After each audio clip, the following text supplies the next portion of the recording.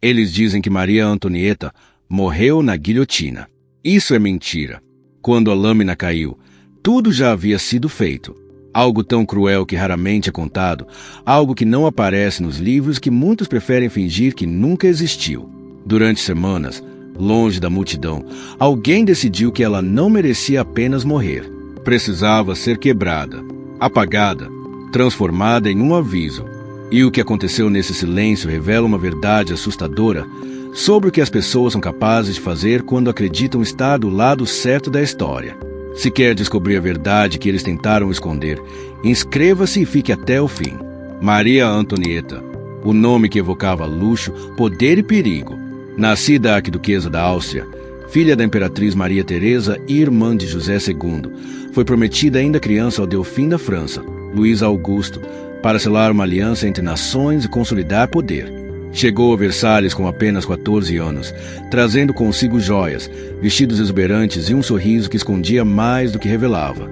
Tornou-se rainha da França aos 17 anos, casando-se com Luís XVI, um rei jovem, indeciso e muito mais tímido do que a corte exigia. Seus filhos, Maria Teresa Carlota, Luís Carlos e Sofia Helena, nasceram em meio a festas, protocolos e intrigas políticas, mas não conseguiram proteger a mãe do veneno do ódio público. Chamavam-na de extravagante, de gastadora desenfreada, de mulher que desprezava a fome do povo e acumulava luxo, enquanto Paris morria de fome. Entre escândalos de festas que custavam fortunas, boatos de amantes, intrigas palacianas e acusações de conspiração com inimigos estrangeiros, ela se tornou símbolo de todos os pecados que se poderia atribuir à monarquia. Alguns diziam que era fria, calculista e corrupta.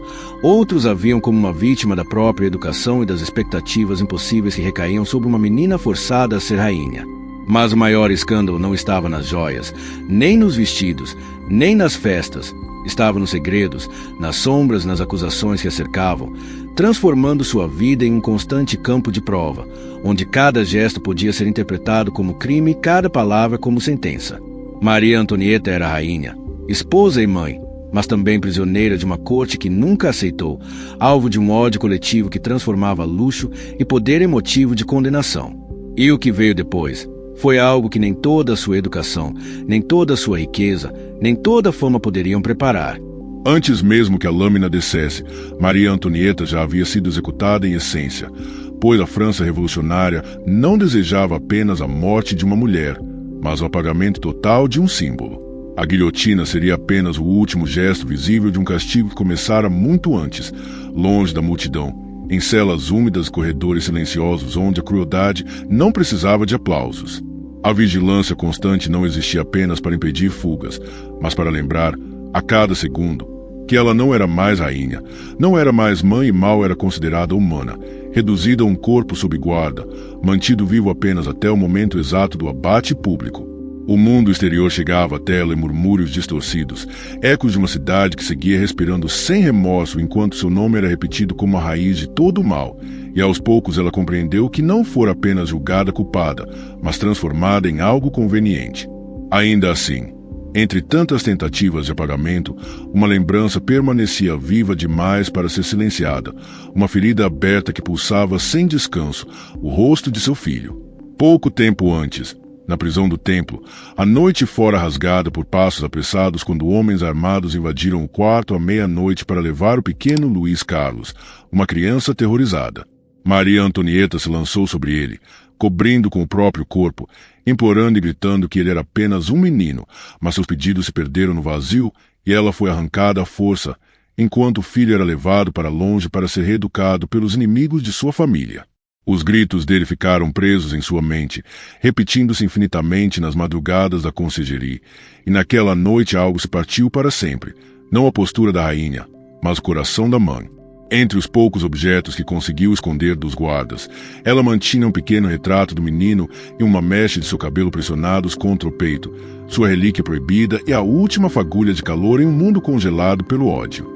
Sua única ligação com alguma forma de humanidade vinha de Rosalie Lamolière, uma jovem serva que via além do monstro pintado pelos panfletos e que mais tarde confessaria que a rainha só desmoronava ao falar dos filhos, murmurando seus nomes como uma oração. Os guardas perceberam isso, passaram a zombar dela com comentários venenosos sobre o marido executado e o destino das crianças. Cada palavra escolhida para ferir, enquanto cada silêncio dela se tornava um ato de resistência. Com o tempo, cercada por hostilidade, Maria Antonieta começou a transformar a dor em disciplina, movendo-se devagar, falando pouco e jamais oferecendo o espetáculo de desespero que seus carcereiros esperavam, exibindo uma presença silenciosa e estranhamente imponente que incomodava aqueles que a observavam. Nas noites intermináveis, fitava a chama trêmula da vela e revivia os bailes, os jardins e o riso dos filhos, perguntando-se quando aquela maré de ressentimento havia se tornado incontrolável, sem jamais encontrar resposta, apenas amanhecer cinzento de mais um dia naquele caixão de pedra. Muitos dias passaram, amanhecer após amanhecer sem esperança, até que, despojada de tudo, ela alcançou a serenidade rara de quem já não tem nada a perder. Então a porta se abriu novamente, não para comida nem insultos, mas para levá-la ao julgamento, um ritual cujo desfecho já estava escrito. Conduzida pelos corredores da conselheria entre soldados armados, vestindo o mesmo vestido negro com que chorara o marido, seus passos permaneceram firmes enquanto pessoas espiavam das sombras, algumas cuspindo ódio, outras observando em silêncio.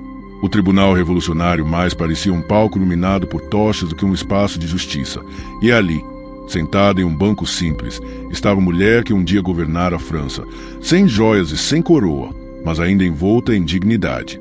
As acusações foram despejadas como um espetáculo: traição, conspiração, corrupção e decadência moral, cada frase arrancando aplausos de uma plateia faminta por um vilão, enquanto ela falava pouco, com a voz cansada de quem já conhecia o final. Então veio a acusação mais vil de todas, a mentira monstruosa de que ela teria cometido incesto com o próprio filho, e o tribunal congelou ao saber que o menino fora coagido a repetir aquelas palavras.